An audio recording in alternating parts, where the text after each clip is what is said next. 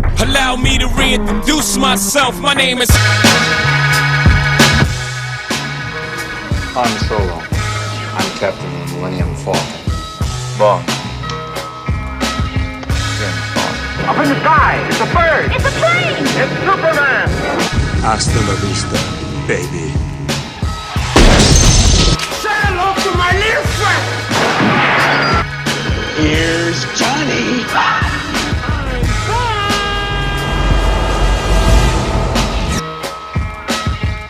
And here we go. What is up, guys, and welcome back to the first, not second, not third, not fourth, not fifth, but sixth episode of the Kid Critic Stack and Chat thing. I was about to say the Kid Critic Movie Podcast. What am I thinking? Oh my god. But it is the sixth episode of Kid Critics Snack and Chat. I hope all of you had a great week. I had a pretty solid week myself, but we got a pretty good amount of news to talk about today. Not as much as last week. I mean, it's going to be pretty hard to top last week. So make sure you get your snack. I definitely got mine. I got me some little crumb donuts here, some mini ones, you know, pretty nice and tasty and delicious and just absolutely I have no words. Alright, so with that said, let's hop into the first topic of movie news, and that is the box office. A lot going down at the box office, especially when we're talking about this little movie that has also won some little awards, and that is Parasite. Parasite has now grossed over $161 million as of today, I believe. And actually, no, I lied. It has grossed over $206 million. I apologize. It has grossed over $206 million, which is very good. I personally really enjoyed the movie. It was my third favorite film of last year. Obviously, won Best Picture. And this kind of continues the tradition of that big Oscar movie having really long legs at the box office, whether you're talking about a Parasite or a La La Land or etc. And I believe even La La Land made over $360 million, which is insane. But obviously, good on Parasite. It definitely deserves it. But another movie is definitely doing very well at the box office, and that is Sonic the Hedgehog. It has grossed over $130 million, and it's been 7 days since its release.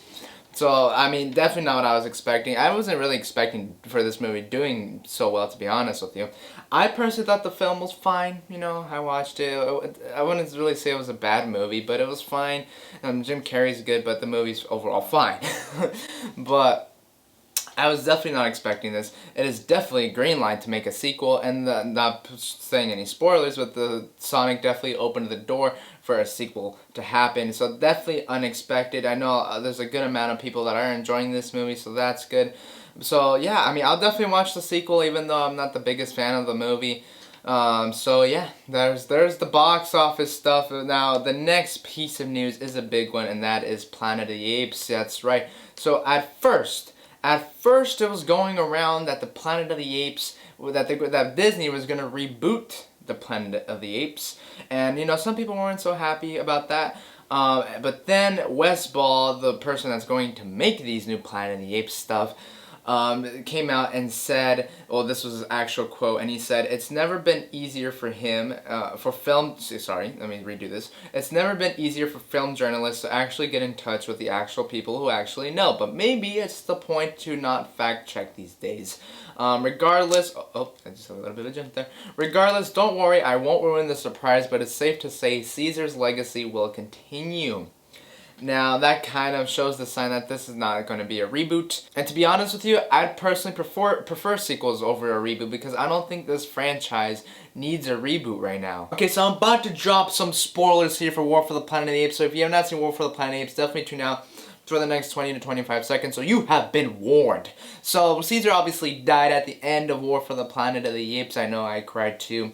And to be honest, what I think they should do with these sequels is probably go ahead after Caesar's death to the point where, like, the apes have taken over the world. I think because we've already had some good, really great, to be honest, some really great stories with the humans, and I think it's time to move on from them and now kind of see the apes take over the world. And especially with all the new technology, I think that could be really awesome to see. So yeah, that's kind of my thoughts on this new Planet of the Apes stuff. And with that said, I'm gonna have a bite of my donut. Oh yeah.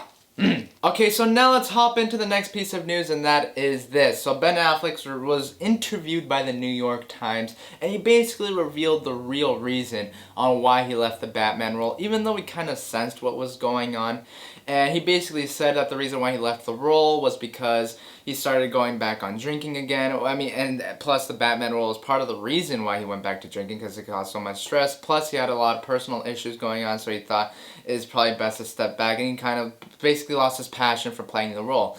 Now, I think this is really good for him to come out and saying this. I definitely respect him for coming out and saying this, even though we sensed kind of what was going on. So I definitely applaud him for doing this. And to be honest, that's kind of it. That's kind of all I have to say about this. So good for him. Good for Ben Affleck for saying this. Alright, now let's hop into some more Batman news. I know, don't we all love Batman? Now, last Friday, Matt Reeves kind of revealed what the look was going to look like for the Batman suit. And today, some more videos and photos came out of the Batman suit. They kind of gave a closer look, or to be honest, a real actual look of what the Batsuit was going to look like. And to be honest with you, once again, from the neck down, the Batsuit looks amazing. The torso, great. The legs, fantastic. The motorcycle looks awesome. But the mask looks absolutely goofy and just horrendous, to be honest with you. I just don't like what they're going for with the mask. Now, maybe they're going to do a little bit of tweaking, you know, with the mask there. Again, it's still very early in the game, but as far as the photos and the video goes, I mean, the mask just does not look good at all. Now, maybe this could be another Shazam situation where when the first photos came out what the Shazam suit was going to look like, I thought, I'm like, what is this? This is gross. And then the movie came out, I was like, wow, the suit actually looks pretty good. And it fit the tone of the film. Now, maybe the same thing is going to happen here. Even though I do like the torso and the legs and all that of the Batsuit, the mask, not for me. Alright, now let's hop into the last piece of news. And you know, I just had to say the best for last, and let's talk about Star Wars. That is right, folks. A new Star Wars film is in development over at Lucasfilm with the director of the Netflix film Slight J.D. Dillard, as well as the Luke Cage writer Matt Owens. And no plot details have been discussed or released, I should say. And nor has Disney or Lucasfilm commented on this matter. Now, here's my general consensus of this. I just think, and Bob Iger said this himself, I just think they should stick to the Disney Plus shows and not worry about a theatrical release, at least for the next 5 years, in my opinion. And I think the next theatrical release is slated for, what, 2022 or something? I think you should just wait 5 years, let all this talk and nonsense die down from the films that just came out, and basically just start on a fresh, clean slate. And to be honest with you, I'm not really jumping up and down about this news. I haven't seen any of this director's films, so there's also that. But I mean, maybe this could be the next Empire Strikes Back, which I mean, the odds are slim. But I just think Disney Plus is in a better spot right now than the theatrical releases. And I mean, Mandalorian Season 1 had more talk than the final chapter of the Skywalker saga. And that's saying a lot, but I think you just stick to Disney Plus.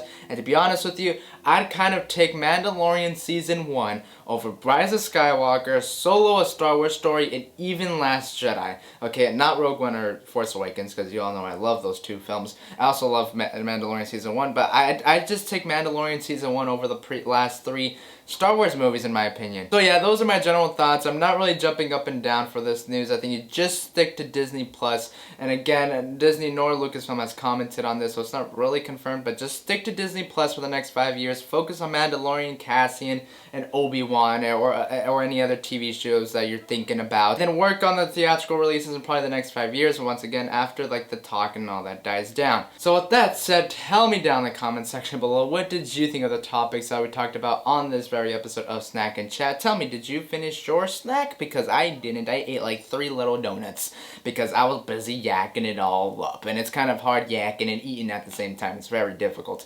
Yeah. So with that said, don't forget to like and subscribe, because that is very important. And as always, in every single Kid Critic video, look out for the next video or review. And peace.